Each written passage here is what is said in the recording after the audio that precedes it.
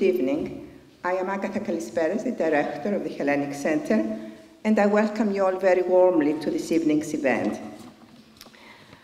This is the first event we organize after summer, and we have many more events in the next 3-4 months. So I hope I'll welcome you again here at our center. Do please take one of our diary of events when you leave. And don't forget to write your comments. There's a book of comments, and we would like to have your feedback. Also, there's another book if you would like to leave your email address so that we send you information about our events. We're very happy to have with us Katerina Galani this evening. Dr. Galani studied history and archaeology at the University of Athens. She continued her postgraduate studies in economic and social history with a master's degree at the University of Oxford, the Wilson College.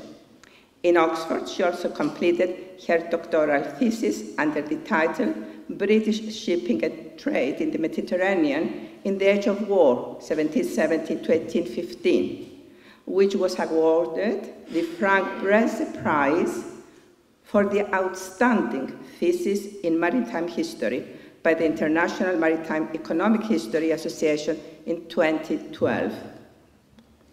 She was awarded a junior research fellowship at St. Anthony's College, Oxford, and the Institute of Historical Research in London by the British Economic History Society.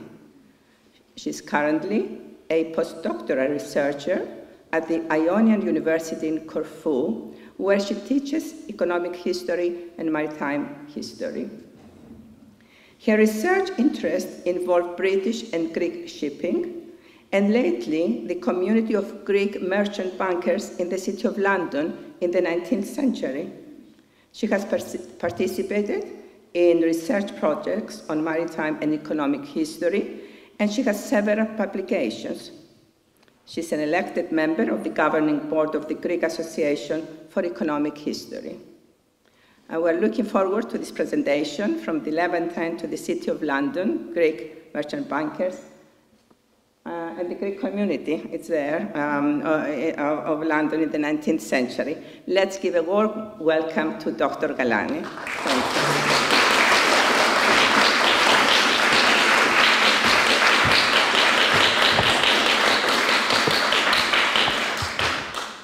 you. Hello. It is a great honor and joy to be here this evening at the Hellenic Center in London, among the members of the Greek community of the city, to address a rather domestic, if I might say, topic to the House.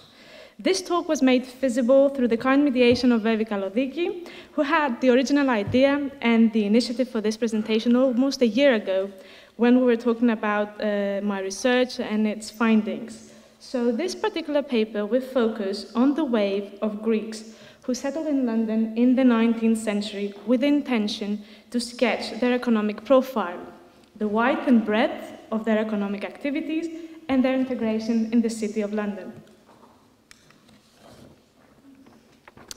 Greeks in London, in inverse relation to both the vitality and the impact, the social and economic impact of their community, has been a rather understudied field, especially for the 19th century.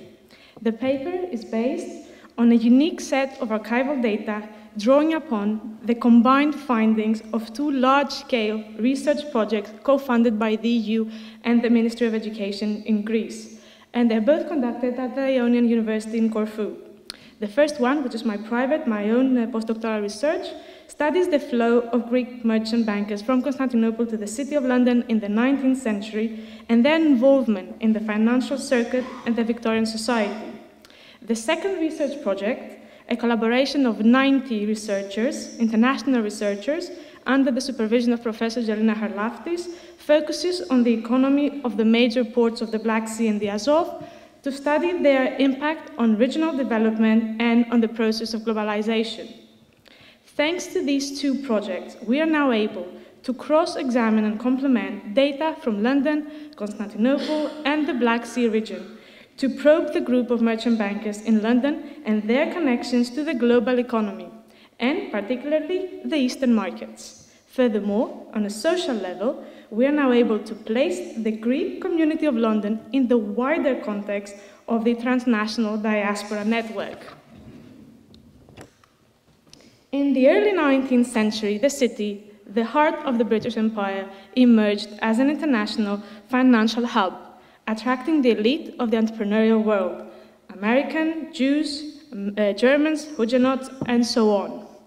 Although prominent members of the city, for instance, the Rothschild, the Schroeders, the Barings, have been studied, the Greek merchant bankers, who were among the most influential financiers in the city since its early formation, were so far neglected. The idiosyncrasy of the Greeks lie in their entrepreneurial network that handled trade and shipping from the Black Sea and the Levant to the Western markets, bridging empires, the British, the Russian, the Ottoman, with distinct business ethics and practices. The Greeks were a coherent group, a coherent business group, embedded in close ethnic and social relations that facilitated the circulation of information and money in an otherwise foreign and competitive environment. Therefore, they became the core of the Greek community of London.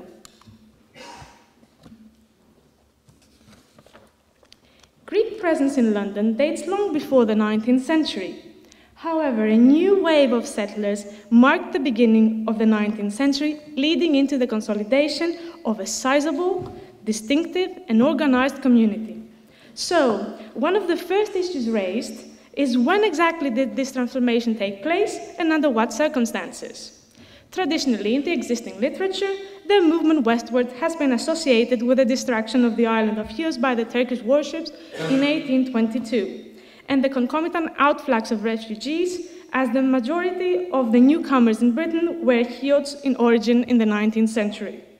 However, my research during my doctoral thesis has revealed an unknown, alternative channel that had brought Greeks to London earlier, at the turn of the 19th century, for business. It was during the upheaval of the Napoleonic Wars that Greek merchants from the Ottoman Empire became ever more integrated into the British business network through their, enforced by the circumstances, participation in the Levant Company. British trade in the Eastern Mediterranean was carried out since the 16th century by the Levant Company, whose members held the monopoly on trade with the Ottoman Empire. Britain traded through chartered companies in a number of seas and markets. Just to state some of the most famous, the East India Company, I'm sure you've all seen the parts of the Caribbean, the Hudson Bay, the Royal African, and so on, so on. So the Levant Company was in practice a loose federation of individual traders trading under the auspices of the Crown, who had bought their entry into the company and who protected ardently their monopolistic rights against domestic and external contenders. It was a closed club. However, the outbreak of the Napoleonic Wars and the imposition of the continental blockade, the British ships were not allowed to call at ports blockaded by the French Navy, disrupted the traditional trade routes and dictated the readjustment of the British policy in the Mediterranean. In order to retain trade with the Ottoman Empire active and productive, amidst the crisis of war, the British handed, for the first time in the history of the company, part of their business in the Levant to local carriers, something that would be almost impossible only a few years ago. These local carriers were predominantly Greek, Ottoman subjects who were neutral in the hostilities and facilitated trade and shipping. Through the records of the Levant Company, it becomes evident that the monopoly was de facto revoked in the early 19th century due to the wartime conditions before the company's official dissolution in 1825. So for the first time in its history, we can see the names of Greeks, you can see here on the table, listed in the company's ledgers, receiving and dispatching cargoes for Britain. The names are grouped into lists. We've got the Chiots and the others, and the non-Chiots, and I'm sure that you can discern some of the names that they sound very familiar, and we'll come across most of these names again and again in our story tonight. Following this new trade route, in a short while, Greek traders settled in Malta, the British Mediterranean and naval hub in the Mediterranean, and henceforth to London, the headquarters of the Levant Company. Typical example of this trail is the case of the Raleigh family from Chios, one of the patrons of the Greek community of London. In the early 19th century, they feature in the ledgers of the Levant Company, dispatching to London cargoes from Constantinople. In 1814, two brothers, Padias and Zanis Rallis, settled in Malta for trade, and 2 years later, they moved to London. By 1820, along with the Ralli brothers, Kondostavlos, Galatis, Petrokokinos, all Hiots had already established trading houses in London. It is believed that they were the pioneers, followed in the next decades by their fellow compatriots in London. After all, the historical conjuncture was favorable for the relocation of Greeks and the expansion of their trade westwards, as the British economy underwent a series of changes in the aftermath of the American War of Independence and the Napoleonic Wars. A series of British trading houses had bankrupted, and a significant part of exports were now in the hands of foreign, non-British houses. Following this new settlement, Greeks in London in the course of the 19th century were a rather medium-sized community compared to equivalent diaspora communities in continental Europe, and I have in mind Vienna, Venice, or Trieste. In this figure, combining demographic data from the official national censuses and the registers of the Greek Orthodox Parish of London, it is evident that the population grew significantly in the mid-century, especially in the 1840s, where the influx of settlers tripled. And it becomes stagnant towards 1880. This figure, I think, is a very good indicator of the size of the community we are talking about, women and children included. The Greeks who arrived in London settled close to the city, at the heart of all financial, shipping and trading activities, a fact that confirms that this was a mercantile migration. The map here is a visual representation of their business group in 1839 as they clustered around Finsbury Circus and the nearby streets. Spatial proximity was indispensable for the members of the group in an alien environment who hosted their offices in the premises of their houses. And I think you can identify some of the names that were listed in the ledgers of the Levant Company some 20 years earlier. So we've got the Rallis, the Negreponte, Fragiadis, Mavrokordatos, who had already settled in the city.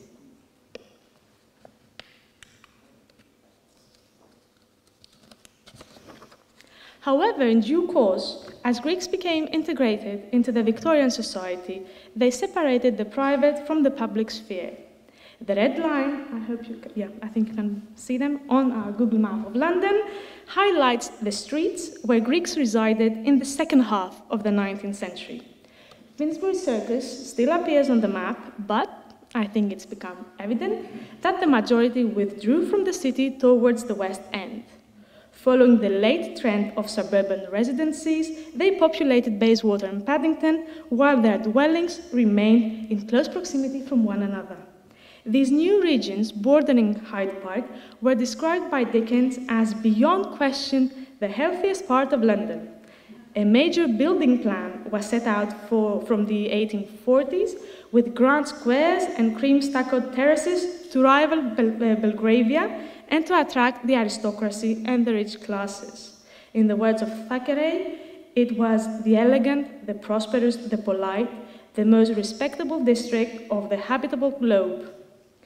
The area was well connected to the city by an entirely new transport system, the omnibus, a two-course carriage that could accommodate up to 20 passengers. However, fares were dear, and so the omnibus was designated primarily for the bourgeois class.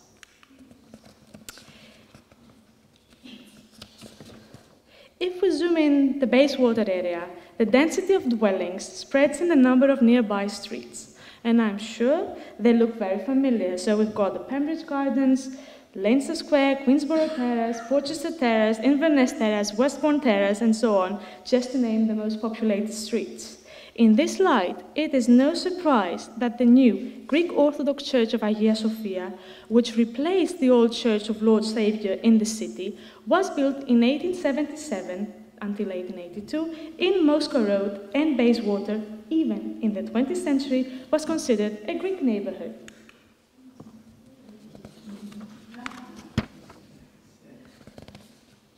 I'm not sure what's the situation in the 21st century, but back to the 19th century. The city remains the heart of economic activity, as the Greek trading houses cluster in a few streets marked here with green on the map. Besides Finsbury Circus, it's on the top there, the business dwellings are located in Bishopsgate, Gresham Street, Great Winchester Street, and Thread and Needle. Everything revolves around the bank, obviously. A close look into the demographic profile of the Greeks leaves us with no doubt that this is strictly a community of merchants throughout the 19th century. Merchants represent 90% of its male members, while the rest of the professional capacities categories are limited to an almost marginal, insignificant percentage. Unlike other diaspora settlements, communities, it is striking that the core of merchants is not surrounded by auxiliary professions, for instance, services, or food, or clothing. In our list of professions, one can detect bypassers, so you've got captains, mariners, a cook, and a professor, yes. This demographic profile alone points to the assumption that the Greek community was not a seclusive, self-catered group, but its members were fully integrated in the host society of London.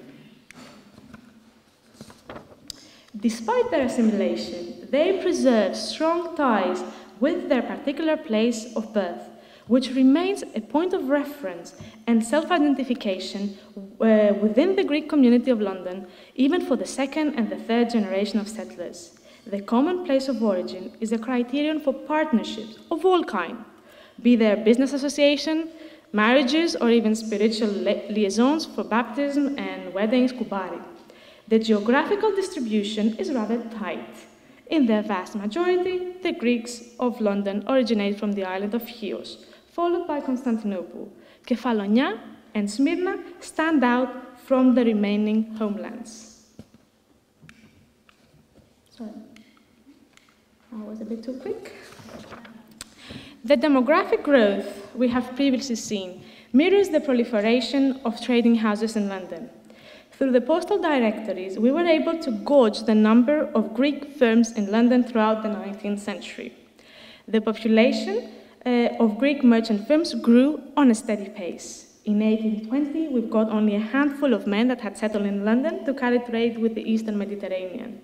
However, in the following years, Greeks were lured in London, reaching a peak in the 1870s of over 100 trading houses. And then you've got the two crises, just to see that they were not actually having any serious impact on the number of Greek firms. We've got a lot of bankruptcies in these two crises, which don't seem to affect the Greeks at all. As it has been already mentioned, Greeks set up a community of merchants in London. However, the term is restrictive, as it encompasses, in reality, more than one capacities. For the Greeks, trade was inevitably associated with shipping, plus London offered an additional, promising field of activity, the financial services, as the 19th century was marked by the refinement and regulation of banking and financial institutions. Greeks became specialized in merchant banking, that is, the financing of trade by investing private funds. In the competitive environment of the city, Greeks worked closely as a business group, circulating information and capital. They were organized upon family or ethnic ties, offering protection from potentially defaulting partners. It also provided an extensive pool of clients whose credibility was ascertained through internal control mechanisms such as reputation or endogamy. In the global financial market of the city, the Greeks held a comparative advantage over other merchant bankers. The Greek entrepreneurial network that handled trade and shipping from the Black Sea and the Levant to the Western market. In practice, they were granted access and know-how in an otherwise unfamiliar market to the Westerners. But let's just put that in figures to grasp the impact of this advantage.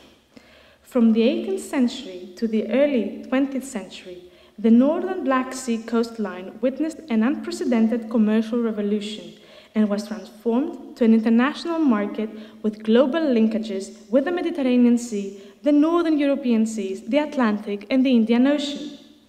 A large number of new port cities mushroomed, and a large number of immigrants, Greeks, Jews, Germans, Poles, Armenians, arrived. By the end of the 19th century, the region became the world's leading grain exporting area, as we can see from the figure. You can see the graph, it is the Russian export, it rockets by the end of the century. The map here indicates the establishment of top Greek merchants in the South Russian port cities. In the mid-century, Greeks represent half of the biggest trading companies handling the external trade of the Russian Empire in total, and they were located in the gateways of South Russia. This trade needed credit, and credit was offered by the group of merchant bankers in London, which explains their emerging power. The impressive growth of Greek bankers and the circulation of large amounts within a few years caught the attention of the city. The Bank of England kept the Greeks under close observation. In the archives of the Bank of England, there is a special ledger designated for Greek firms. It is in the circle, I think you can discern that. The record covers only 4 years, from 1848 to 1852. I need to remind you that in 1846-47 we had a major economic crisis, and so that is why when the ledger begins. And keeps track, the ledger, of the bills of exchange discounted by Greek merchant houses transacting through the Bank of England. It is noteworthy that there is no equivalent ledger for other ethnic communities, nor is this a regular practice of the bank, as the ledger stops after a few years. So it seems that the bank was monitoring par excellence the activity of the Greeks due to their dynamic emergence in the previous years. And I think you can make out some names. You've got the Bali, Baltadji, Kasaveti, Castelli, Kyriako, and Chava, just to name some of the names that we can see here. Why is this very important for us? Because the ledger offers insight into the circulation of bills of exchange and the turnover of Greek merchant houses that operate through the bank. As the first table shows, Greek acceptances grew significantly from over £2 million in 1850. In the first row, we have only few months, so we use mostly 1850 and 1851 as benchmarks. So from £2 million in 1850 to £6.5 million in 1851.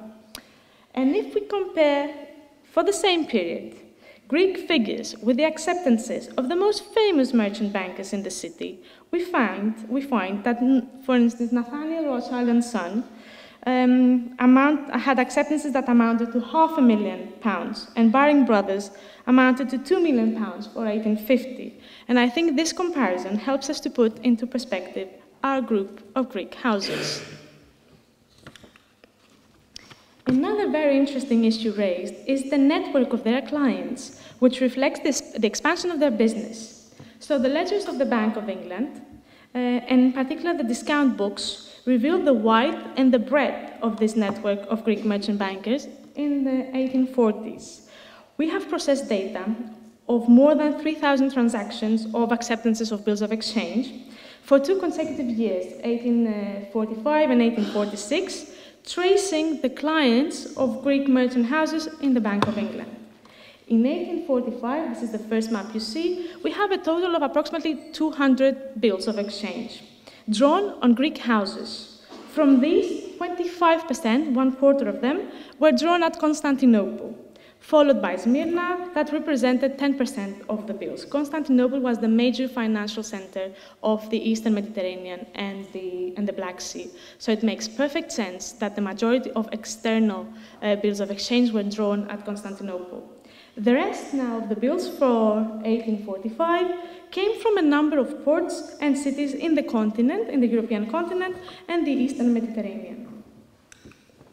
In 1846, the picture is rather different. The total number of bills of exchange has rocketed to 3,000 to prove the rapid growth of the business. Constantinople remains the primary place of draws, representing 30% of the overall bills. The geographic expansion of the business is impressive. Greeks work closely with the Eastern markets, but at the same time, following the expansion of their network westwards, they have bills drawn in the major cities in Europe and America and even the west of Indies. So you've got this big geographic expansion that there is no relation with just the previous year. This is just 1 year gap. I know it's quite compact, so if we zoom in Europe, the network becomes even tighter. However, you can see that we've got this small table where you can see the number of bills. So we've grouped them. The different colors are the different the different number of bills of exchange. So you've got the yellow is 1,000 bills of exchange up to 300 and so on. So you can follow the colors for the guide as a guide. However, the group retains strong ties with the small islands and ports of Greece, such as Zante, Kefalonia, Patra, and Syros, that hold a great number of bills discounted at the Bank of England. And this is something very important, because that means that the Greeks from the Greek kingdom, through this system, through this network, they still had access to credit in the financial market of London.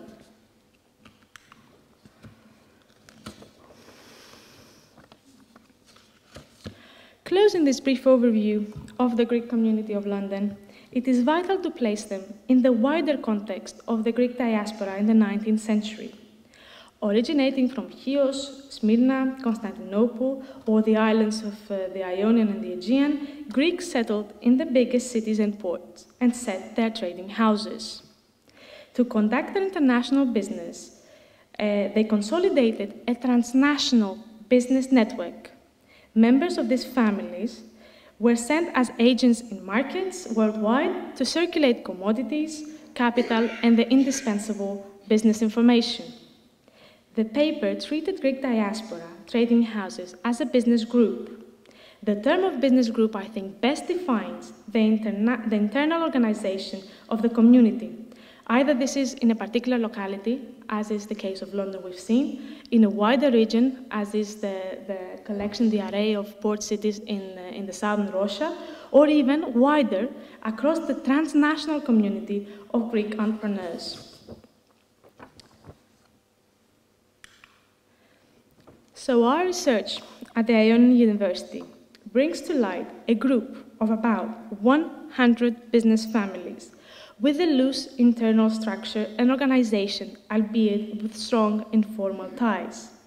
They were scattered in the financial markets and trade hubs worldwide to conduct business. Typical of European international trading houses of the time, they engaged in a tripartite activity, combining trade to shipping and finance throughout the 19th century.